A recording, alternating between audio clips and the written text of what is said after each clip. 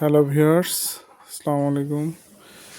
আজকে আপনাদের সাথে যারা ফার্মিংয়ে আছেন তাদের প্রত্যেকেই লাগে এমন একটা ইনস্ট্রুমেন্ট নিয়ে কথা বলবো। সেটা হচ্ছে যে ঘাস বা খড় কাটা মেশিন।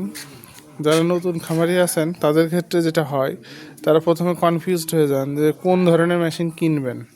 এটা হচ্ছে চায়না মেশিন। তো এই মেশিনগুলা এবং বাংলা মেশিনও আছে। তো আমাদের অভিজ্ঞতা, আমরা এটা কিনেছি প্রায় 1 বছর। মোটামুটি এটা ভালো, কিন্তু মূল বিষয় হচ্ছে বাংলাদেশে প্রেক্ষাপটে সকল ধরনের কাটিংয়ের জন্য বাংলা মেশিন কেনাটাই বেটার। কারণ বাংলা মেশিনের এই গিয়ার বলেন বা আদার্স যে বিষয়গুলো আছে, বা মোটরও কম হর্সের, বিদ্যুৎও কম খায়।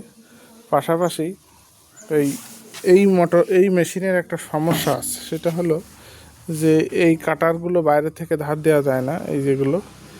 আর এই যে রোলারটা হচ্ছে একটু মোটা খড় দিলে, বিচলি দিলে বা মোটা কিছু দিলে কিন্তু ও জ্যাম করে বা স্টপ হয়ে যায়, অথবা ও টানতে পারে না বা খড় বড় করে কাটে।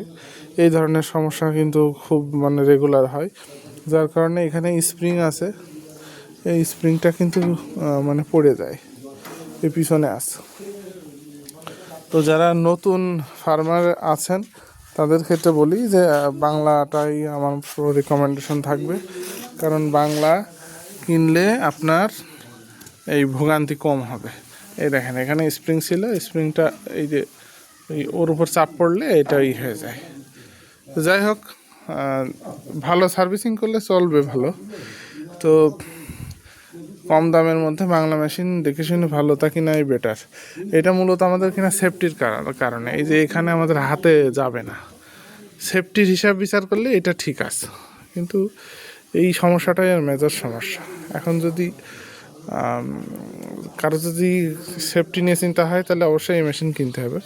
আর যদি মনে হয় যে না, আমি সচেতন হয়ে কাটতে পারবো, তো সেক্ষেত্রে বাংলা মেশিন কিনাই ভালো। তো ভিউয়ার্স, নতুন ফার্মারদের ক্ষেত্রে এটাই আমার মেসেজ ছিল। আশা করি সবাই বুঝতে পারছেন বিষয়টার সুবিধা অসুবিধা।